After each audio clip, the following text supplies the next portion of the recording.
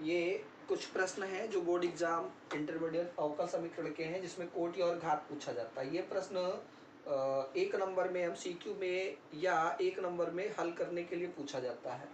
कोटि और घात पूछता है, लगभग इन्हीं में से कोई एक प्रश्न बोर्ड एग्जाम में पूछ लिया जाएगा, या थोड़ा बहुत इधर उधर चेंज हो जाएगा, लेकिन 99% है किसी में से कोई एक प्रश्न आएगा। ठीक है, कोटि और घात बताना होता है।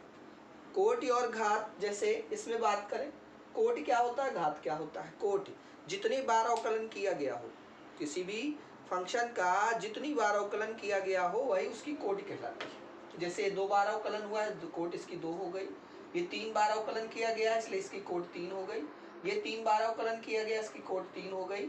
ये 3 बार अवकलन किया गया, इसकी कोटि 3 हो गई। ये अधिकतम 2 बार अवकलन किया गया, इसलिए इसकी कोटि 2 हो गई। और ये 3 बार अवकलन किया गया, इसलिए अधिकतम कोटि इसकी 3 हो गई। तो जितनी बार अवकलन किया जाएगा वही उसकी कोटि होगी। ये तो जनरल सब कर लेते हैं। दिक्कत आती है घात में।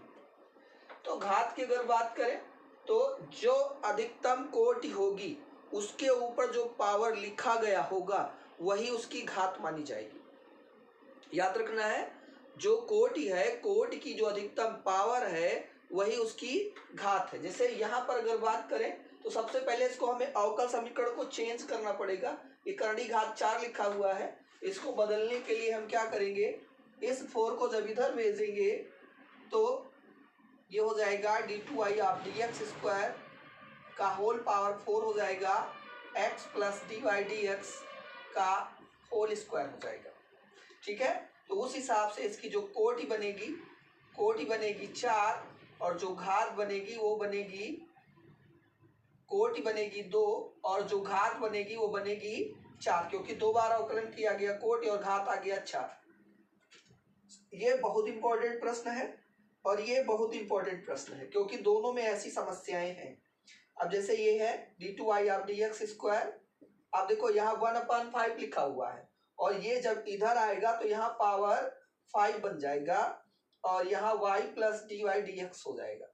अगर यहाँ बात करें तो इसकी जो कोटि होगी, इसकी कोटि 2 हो जाएगी, क्योंकि 2 बार अवकलन किया गया है और कोटि के ऊपर पावर 5 लिखा है। इसकी घात कितनी हो जाएगी, 5 हो जाएगी। कोटि 2 हो गया और घात 5 हो गया। बाकी ये दिक्कत वाले हैं और ये जनरल सबको पता होते हैं।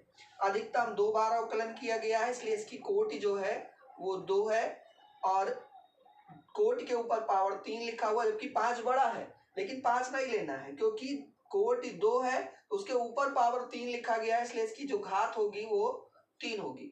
यहाँ पर कोटि 3 है और घात 2 है, यहाँ पर कोटि 3 है और घात 1 है, यहाँ पर कोटि 3 है और घात 1 है, ये बता दिया। और यहाँ पर कोटि 3 है और घात 2 है। तो याद रखना है कि जो कोटि होगी उसी के ऊपर जो पावर लिखा गया होगा वही उसकी घात होगी। वीडियो अच्छा लगा हो तो लाइक और शेयर जरूर करें, ताकि हमारी बातें दूर तक पहुंच सके।